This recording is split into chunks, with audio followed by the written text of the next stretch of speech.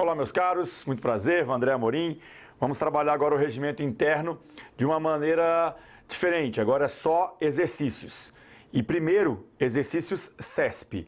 Então a gente vai perceber como que o CESP trabalha o regimento interno do STJ, porque sempre foi o CESP quem fez o concurso do STJ, e depois a gente vai trabalhar em vídeos diferentes, exercícios que eu elaborei, tá? Então aqui é para você sentir como que o CESP gosta de cobrar esse assunto, tá bom? Então já vamos direto, sem perder muito tempo. Olha só, a questão número 1, que coloquei para vocês, um concurso de 2012, traz que a Corte Especial, cuja competência não está sujeita à especialização, é integrada pelos 15 ministros mais antigos do STJ e presidida pelo presidente do tribunal. Questão verdadeira. A partir do momento que você tem a Corte Especial não sujeita à especialização, é o que diz o artigo 8º do nosso regimento, e integrada pelos 15 mais antigos.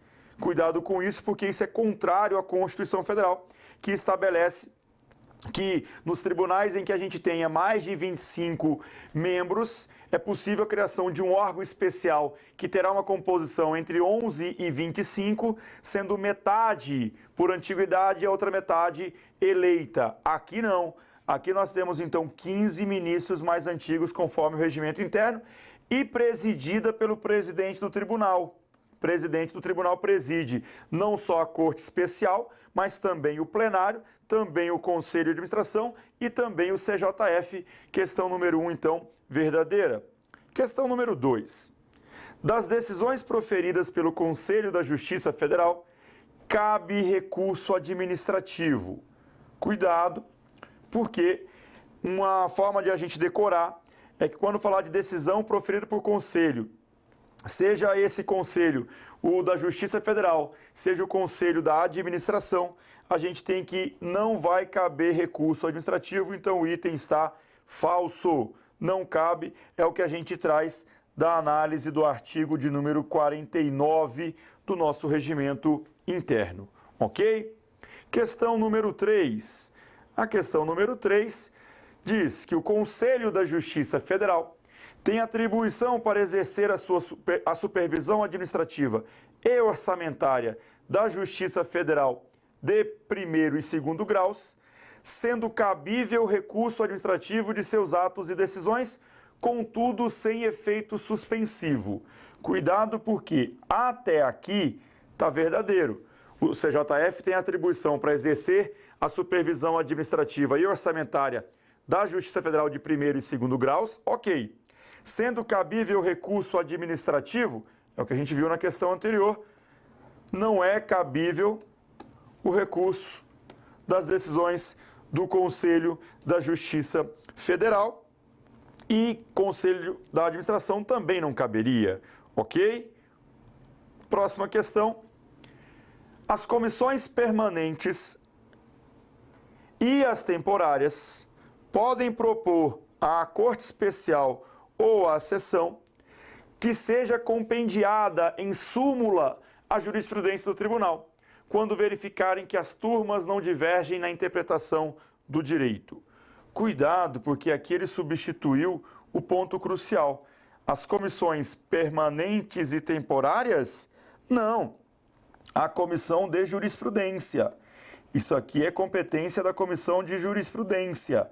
A gente tem isso no nosso artigo de número 44. Então não é que as comissões permanentes e temporárias podem propor a Corte Especial ou sessão. Então o erro está nesse início, tá? Então aqui nós temos questão também como falsa. Próxima questão. Cabe à comissão de jurisprudência, comissão permanente do STJ, ela é uma comissão permanente do STJ? Ela é uma comissão permanente do STJ. Até aqui, então, está verdadeiro. Sugerir aos presidentes do tribunal, das sessões e das turmas, medidas destinadas a aumentar o rendimento das sessões. Opa! Aumentar rendimento, produtividade, aumentar aqui a forma de divulgação, isso é de competência da comissão de coordenação. comissão de coordenação. Então, só tomar cuidado aqui, nós temos o artigo 46, dizendo então que essa competência é da comissão de coordenação, então o item está errado, tá? Questão 6. À comissão de regimento cabe manifestar-se em processo administrativo quando consultada pelo presidente do tribunal. E aí, nesse caso, o que a gente tem? Verdadeiro. O artigo de número 43 traz isso para a gente, lembrando que a comissão de regimento interno, ela não tem a competência para alterar o regimento. A alteração do regimento interno é pelo plenário do STJ. A comissão tem o papel de velar, tem o papel de propor eventualmente alguma mudança, mas não tem o papel de alterar. Tudo bem? Próxima questão. A execução dos serviços administrativos do STJ compete à Secretaria do Tribunal, a qual é chefiada por um diretor-geral com formação superior nomeado pelo presidente do tribunal. Então vamos lá. A execução dos serviços administrativos do STJ compete à Secretaria do Tribunal? Sim.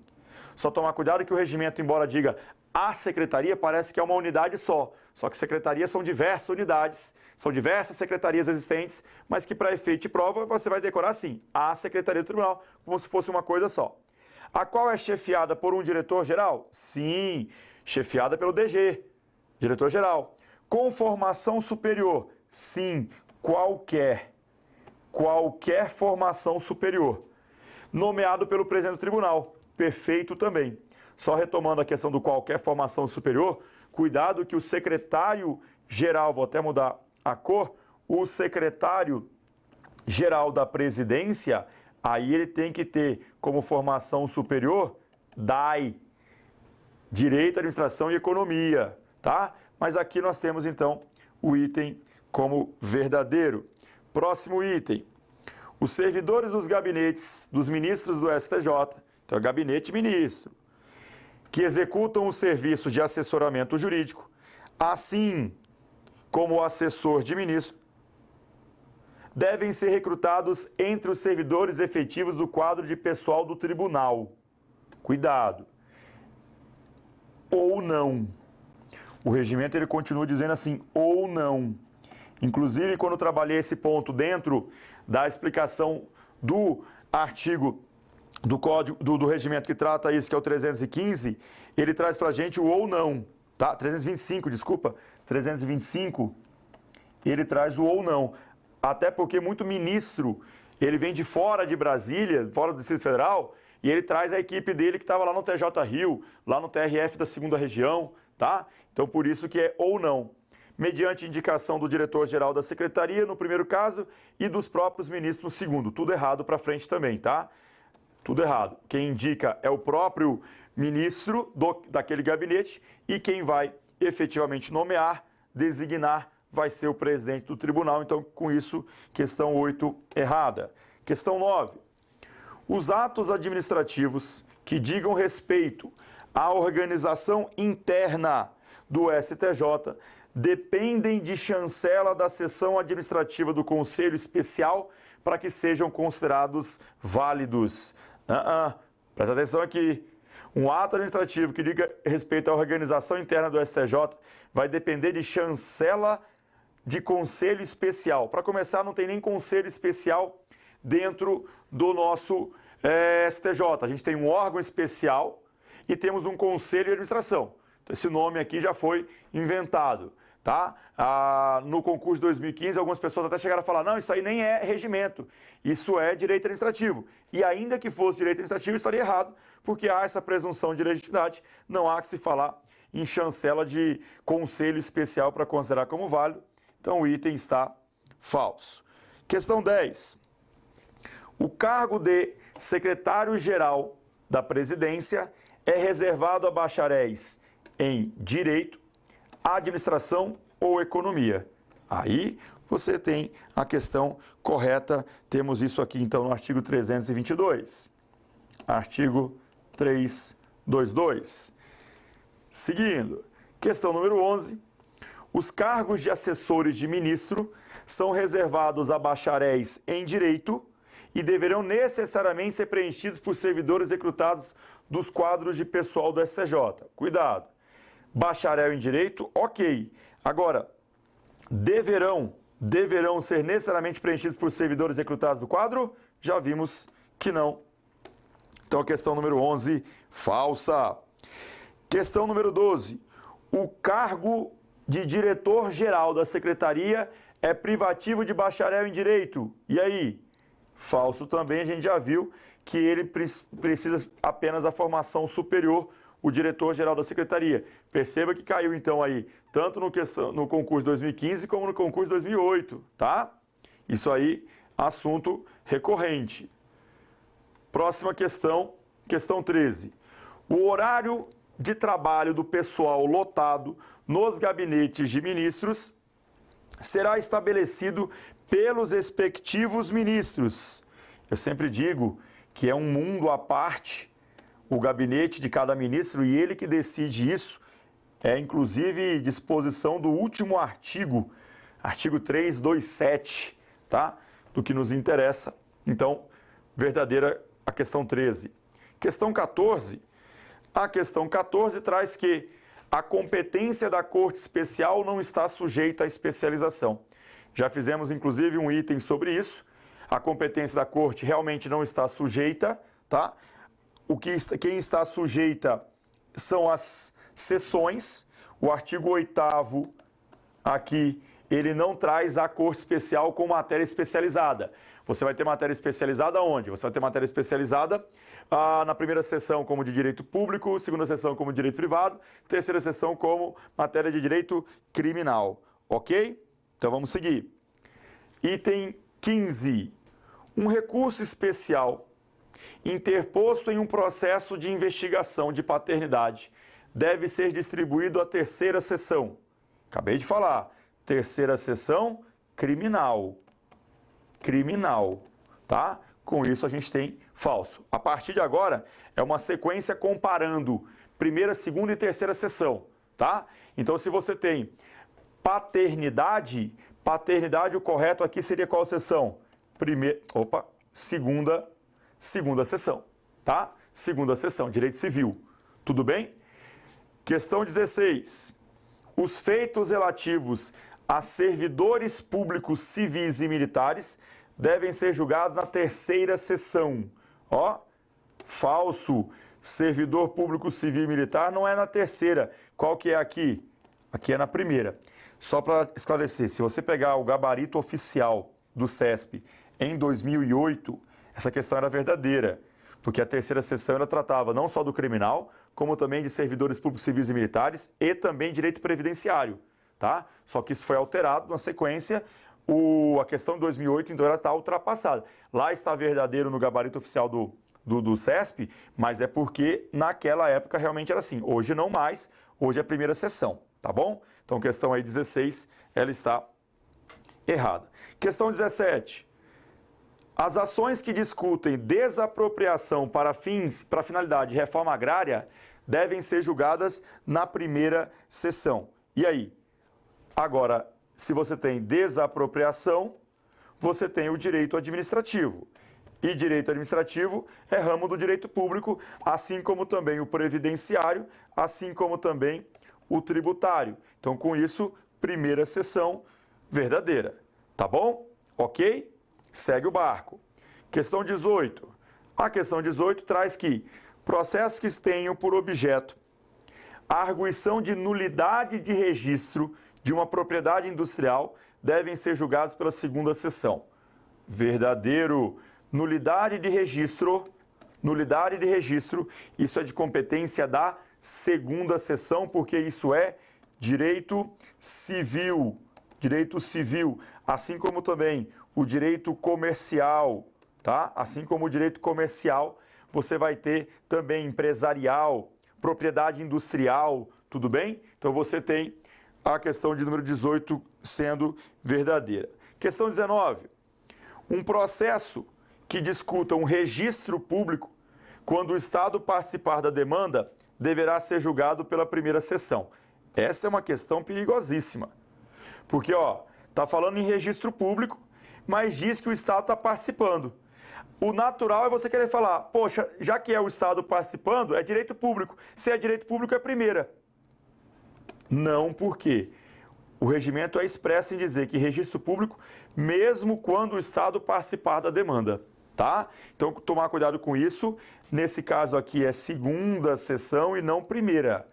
Realmente, quando tem o Estado, a regra é ser na primeira, mas nesse caso, atenção. Questão de número 20. O julgamento de processos referentes à matéria penal em geral cabe à terceira sessão. Terceira sessão é mais tranquila para você decorar, porque falou em matéria penal em geral, você tem a terceira sessão. Matéria penal em geral, você vai ter a terceira sessão. Maravilha. Questão de número 21. O processamento e julgamento dos feitos em que se discute a responsabilidade civil do Estado, matéria inclusive do conteúdo de direito administrativo, responsabilidade civil do Estado, se isso é direito administrativo, não cabe a segunda, isso vai caber à primeira. Então a gente tem aqui item falso, ok? Questão de número 22. Processos cujo objeto é o questionamento de licitação.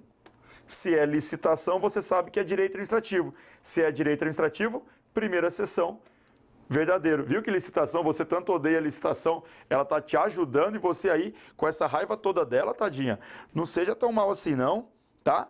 Cuidado então com isso aí. Lembrou de licitação, você vai lembrar de primeira sessão, tá? 23. O processamento e o julgamento de feitos relativos a falência e concordata compete à segunda sessão. Falência e concordata é matéria empresarial, comercial. Se é direito comercial, direito empresarial, isso aqui é direito privado. Se é privado, é segunda sessão. Verdadeira questão 23, tá? Questão 24. Processo em que se discuta obrigação contratual deve ser processado e julgado pela segunda sessão. Então, se você tem uma obrigação contratual como sendo da segunda sessão, você tem a regra geral que, sem sombra de dúvidas, essa questão ela está verdadeira, tá? Só tomar cuidado, porque no obrigações em geral de direito privado é a segunda sessão, mesmo quando o Estado estiver presente, tá? Aqui mesmo com o Estado presente. Mesmo quando o Estado estiver presente, estiver na ação. Tudo bem? Então, cuidado com esse item aí. Questão 25. Causas que envolvam discussão acerca da alíquota de um tributo devem ser processadas e julgadas pela terceira. Aí ficou tranquilo, né? Se é tributário, primeira sessão. Questão 25, então, está falsa. Questão 26. Percebeu tanto de questões que eles gostam de cobrar isso? E eles vão repetir no nosso concurso de novo, tá? Vão repetir agora em 2018. Questões que envolvam direito do trabalho devem ser julgadas na segunda sessão. E aí, direito do trabalho, segunda sessão? Exatamente.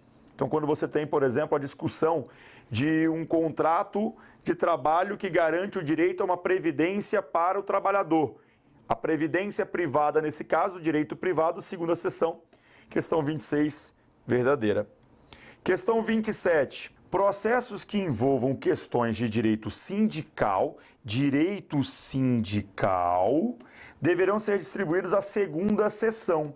Direito sindical, muita atenção para você não confundir achando que é direito do trabalho, e aí seria a segunda sessão. O direito sindical é da primeira sessão. Esse aqui é um pegazinho forte de prova, tá? De você achar que direito sindical é da segunda sessão, mas é da primeira, porque na segunda você tem direito do trabalho, tá bom?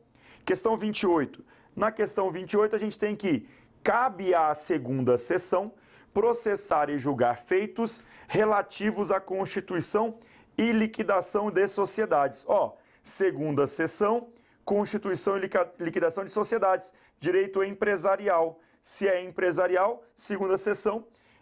Questão 28, então, verdadeira, tá? Questão 29.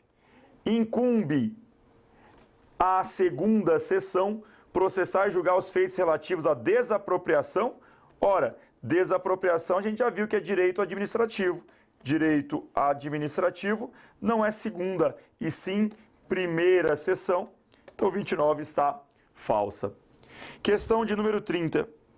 Tratando-se de contrato de comodato, se a coisa não for restituída no tempo certo e na forma convencionada, gerando conflito de interesses jurídicos entre as partes contratantes, comandante e comandatário, caberá à segunda seção do STJ processar e julgar os feitos relativos a esse contrato. Meus caros, obrigações em geral, você sabe que é da segunda seção.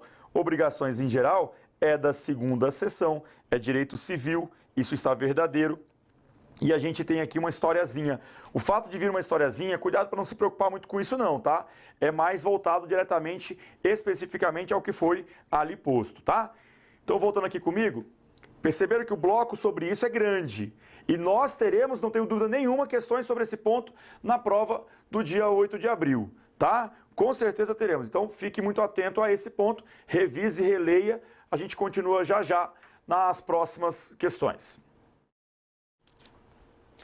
Meus caros, dando sequência na resolução das questões, a gente vai entrar agora, diferentemente do que a gente viu no vídeo anterior, outras partes do regimento e que algumas são mais perigosas. Já vamos direto para que a gente não tenha aí nenhum tipo de demora. Vamos lá. A questão de número 31 traz assim para a gente. A revisão criminal dispensa a atuação de revisor. Cuidado com isso, porque nós temos poucos casos em que vai ter que ter obrigatoriamente revisor, e uma delas é o da revisão criminal. Tá? Revisão criminal, ação penal originária. Ação penal originária. E nos casos de ação rescisória,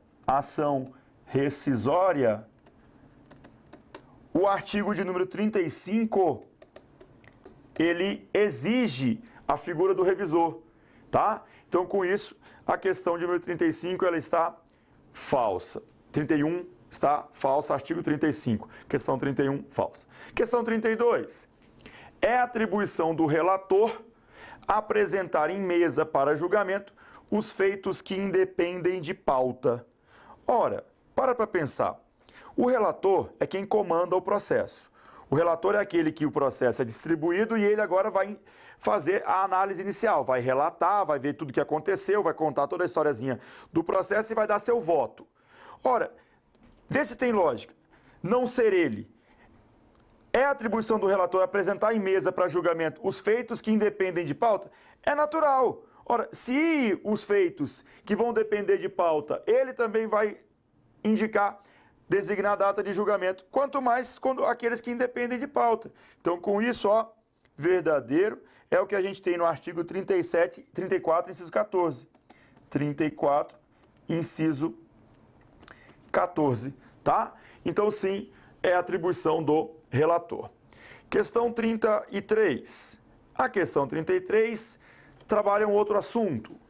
A indicação de membros para compor o STJ far-se-á mediante lista tríplice, na qual deverão constar os nomes dos candidatos que obtiverem, em primeiro ou subsequente escrutínio, a maioria simples dos votos dos membros do tribunal. Cuidado. Até aqui estava verdadeiro. O problema é na maioria simples. Por quê? Porque a gente tem expressamente no artigo 26, o artigo 26 e seguintes, 26 e 27 sobretudo, vão tratar dessa escolha, da indicação de membros para poder fazer parte da lista tríplice e virar ministro do STJ, em que se exige a maioria absoluta, tá? Maioria absoluta. Tudo bem? Então, tomar esse cuidado, porque aqui é a maioria de voto. Não é, por exemplo, o quórum mínimo para iniciar a sessão plenária, que aí você teria os 2/3 mais o presidente. Aqui é de votação, maioria dos votos, e aí a maioria é absoluta e não simples, tá bom? Então, com isso, o item 33 está errado, tá? Nessa parte de indicação e como que funciona a lista tríplice, olha o que o STJ, o CESP fez no concurso passado, 2015. Olha só o que ele fez, ele colocou assim: em processo de indicação para o preenchimento de um cargo vago de ministro do STJ, a Corte recebeu lista sêxtupla de candidatos do órgão de representação da classe correspondente. Só para deixar registrado, eu só falo em lista sêxtupla se ela for da OAB ou do MP, tá? Eu não tenho lista sêxtupla se for da magistratura. Se a vaga que temos agora é para ser preenchido por um juiz de TRF ou por um desembargador de TJ, a lista vem com tantos quantos nomes forem indicados pelos respectivos TJs e TRFs. Aqui, para a OAB manda uma lista sêxtupla, que vai virar a lista tríplice. O MP manda uma lista sêxtupla, que vai virar a lista tríplice. O TJ ou o TRF vai mandar uma lista com quantos nomes forem para virar a lista tríplice. Sempre vai virar uma lista tríplice, mas o que chega ou é sêxtupla ou é uma sem número definido de indicações, tá bom? Aí diz assim: em primeira votação, o candidato A recebeu 29 votos. Ora, se ele recebeu 29, isso é a maioria absoluta dentro da formação do STJ. Por quê? Porque se você tem 33 ministros, você terá com 17 já a maioria absoluta. Então quer dizer que nessa lista tríplice a ser montada, no primeiro escrutínio, eu já tenho o nome do candidato A, que eu vou indicar, inclusive, que ele recebeu 29 votos. O candidato B recebeu 16 votos. O candidato C, 15. O candidato D, 14. O candidato E, 13. O candidato F, 12. Tá? Aí, ele traz para mim o seguinte: a votação para a última vaga na lista tríplice, quando ocorrer, contará com até 3 candidatos. Por que ele está falando isso? Então vamos lá, vamos só seguir um procedimento normal. Quem que já está na lista tríplice em primeiro escrutínio? A. Só que o B tem 16, o C tem 15, o D tem 14 e o E tem 13, o F tem 12. Ok? Beleza. Faltam quantas vagas? Faltam 2. Então, faltando 2, nós teremos agora que vão disputar em segundo escrutínio 4 nomes. Quais são os 4 nomes? B, C, D e E. Então, em segundo escrutínio, porque ainda temos aqui 2 vagas na lista tríplice, 2 vagas. Se são 2 vagas, nós vamos multiplicar isso por 2. Então, para cada vaga, agora restante, o dobro é que vai participar. Então, nós temos 4 participantes. Quem são os 4 participantes? B, C, D e E. Ok? Isso já é um segundo escrutínio. Isso já é um segundo escrutínio, tá? Tendo agora 4 disputando B, C, D e E. Um deles só é que foi escolhido, porque a questão 34 diz que a votação para a última vaga na lista tríplice. Então, um foi escolhido. Vamos supor que o B conseguiu lá os 17. B conseguiu 17. Então, para o terceiro escrutínio, para a última vaga, quando ocorrer, contará com até 3 candidatos? E aí? Quem que vai dessa segunda aqui? Quem que vai dentre esses para concorrer no terceiro escrutínio? Quem que vai? O normal é que vá C e D. Não é isso que é o normal? Olha o que o CESP fez. Até 3. Por quê? Porque vamos supor que C recebeu 6 e D e E tenham recebido 4. Exemplo. Nesse caso, você vem com o C que ficou em primeiro, você vem com o D que ficou em segundo, mas o E não pode ficar de fora. Olha o que o CESP fez. Que maldade. Que maldade. O normal era vir só C e D, realmente. E muita gente errou, porque falou, não, 3 não, 2. 2 se a gente tivesse uma votação em que o D não tivesse ficado sozinho aí. Que empatou, vai ter 3 mesmo. E por que o F não? Porque lembrando que para segundo escrutínio, se eu tinha ainda 2 vagas para preencher, porque eu consegui preencher no segundo a letra B, aí eu tenho 2 vagas, eu vou disputar nesse segundo escrutínio 2 vezes. Vão disputar 2 vezes o número de vagas. Então só 4, por isso o F já caiu fora. E aí na última vaga, você vai disputar 2 pessoas só, porque é o dobro de 1. Dobro de 1, 2. Só que aí, como quem fica empatado vai junto, a gente vai nesse terceiro escrutínio, ter C, D e E. Maluquice isso, hein? Maluquice isso. Então, cuidado aí, questão de número 34, verdadeiro. Eu não acredito. Pra você ter uma ideia, foi a única questão que o CESP, em todos os concursos anteriores, fez um desenho desse, tá? Questão 35. Os candidatos E e F não participarão do segundo escrutínio. E aí? Os candidatos E e F não participarão. Ora, o E participará, ó. Olha o E aqui, olha o E. Então essa questão está falsa, porque o E participará. Quem não vai participar realmente é o F. O F não participou, mas o E vai participar. Tudo bem? Entendido? Olhando aqui para mim. Olhando aqui para mim então agora. Isso aí, se pegar de novo, é mais complicadinho mesmo, porque essa formação aí, ela pode dar um certo trabalho. Mas acredito eu que nesse eles não vão repetir um caso como esse. Porém, você tem que lembrar que maioria absoluta e não atingindo a maioria absoluta, ninguém conseguiu maioria absoluta, então eu ainda tenho 3 vagas a preencher. 3 vezes 2, 6 participariam. Aí eu teria os 6 participando. Nesse caso, A já conseguiu. Então só faltam 2 vagas. Então quem vai disputar o segundo escrutínio? O dobro disso. 2 vezes 2, só 4 participam. B, C, D e E. O E já está fora. Não conseguiu ninguém. Aí agora a gente vai votar de novo. Os 4 de novo para ver quem tem a maioria. E aí, meus caros, sobrando só uma vaga, aí é que eu vou ter essa questão de, na última lista, na última votação, a maioria simples mesmo, na última, para poder conseguir compor. Mas lembrando que vai para essa última aquele que tiver ali com a mesma pontuação. Tá bom? Ok? Beleza? Então vamos seguir, vamos voltar para a tela. Próxima questão agora, questão número 36, diz que o ministro-presidente do STJ possui mandato de 2 anos contados da posse, sendo permitida a reeleição por igual período. Você sabe que é vedada a reeleição, isso não é admitido. O regimento expressamente fala realmente em 2 anos, e é uma regrinha que a gente tem, mandatos de 2 anos, tá? Até para juiz instrutor, juiz auxiliar, acabam chegando a 2 anos, né? 6 meses, 6 meses, 6 meses, 6 meses, 1 ano mais 1 ano, mas para ministro, se é o que nos interessa, 2 anos, seja para presidente, vice-presidente, seja para corregedor, tá bom? CNJ, CJF, 2 anos. Então vamos seguir. 36, então, aqui está errada. 37. A antiguidade do ministro do STJ é regulada preferencialmente pelo critério da idade. A antiguidade eu vou analisar pelo PNI.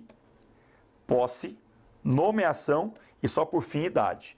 Então eu vejo primeiro quem tomou posse, depois, se tiver empatado, tomaram posse juntos, eu vejo nomeação e por fim é que eu vou ver a idade. Então não é preferencialmente pelo critério da idade, temos aqui a questão como falsa, tá? Só um alerta. Quando a gente vai trabalhar a questão de presidência de sessão e turma, nesses casos a gente olha a antiguidade dentro da sessão e não no tribunal como um todo, dentro da turma, tá bom? Para que você não se confunda aí, o artigo 2º, no parágrafo 6º, faz essa observação, tá? A questão de número 38.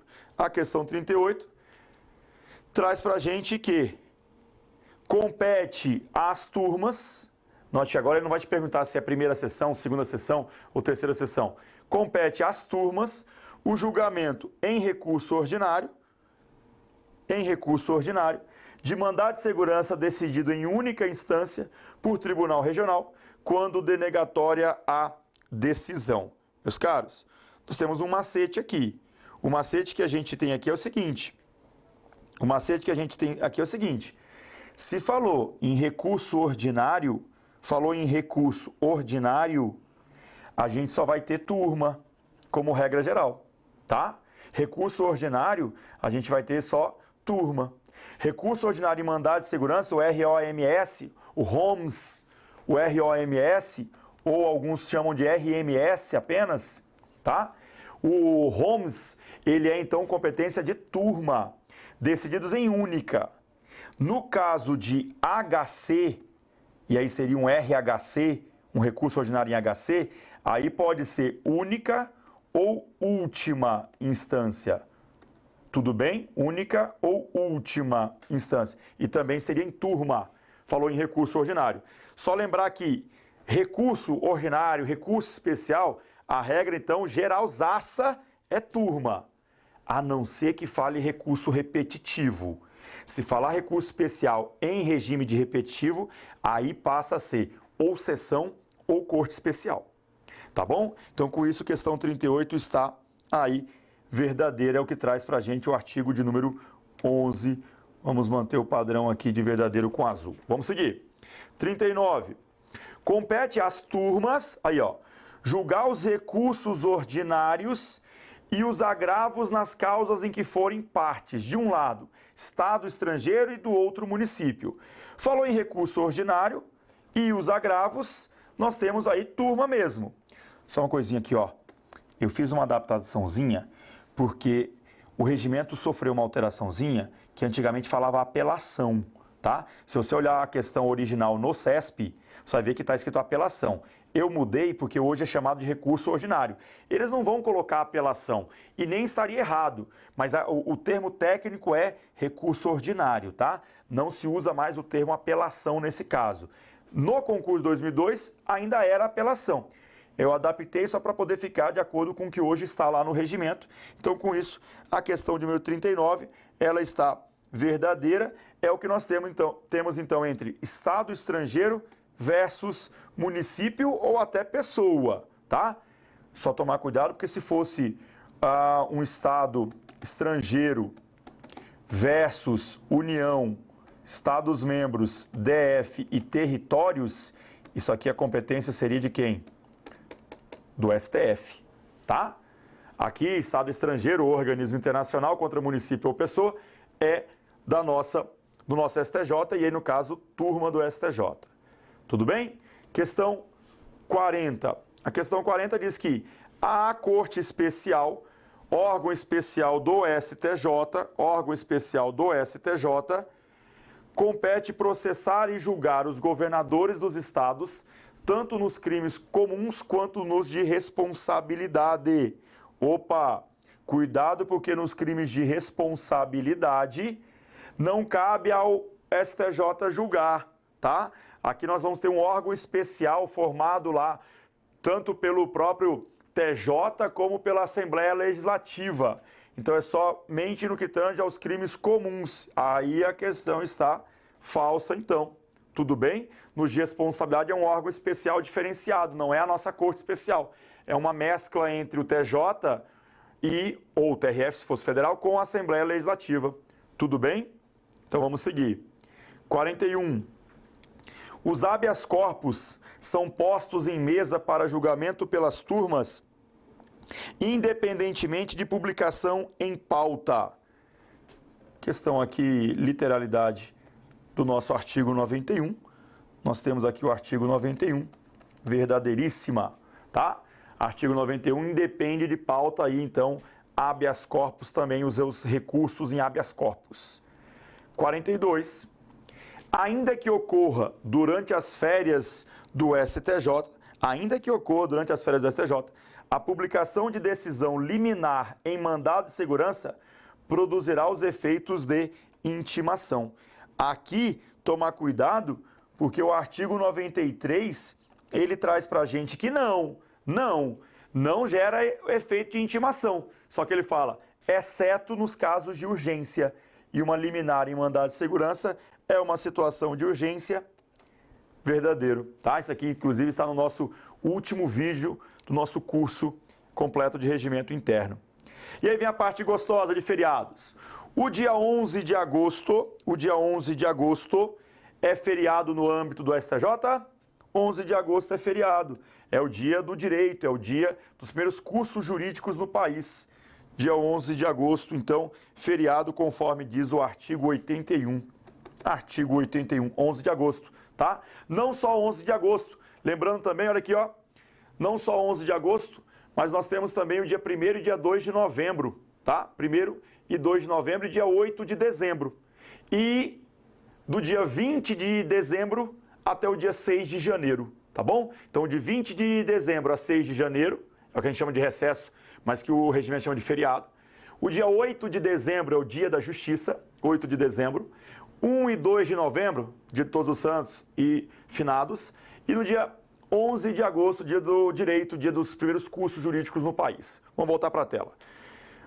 44, as férias dos ministros recaem em 2 períodos, ou seja, de 2 a 31 de janeiro e 2 a 31 de julho, são aí as chamadas férias coletivas, verdadeiríssimo isso, férias coletivas também temos o ano judiciário sendo assim, por isso as férias deles recaindo nesse período, tá bom?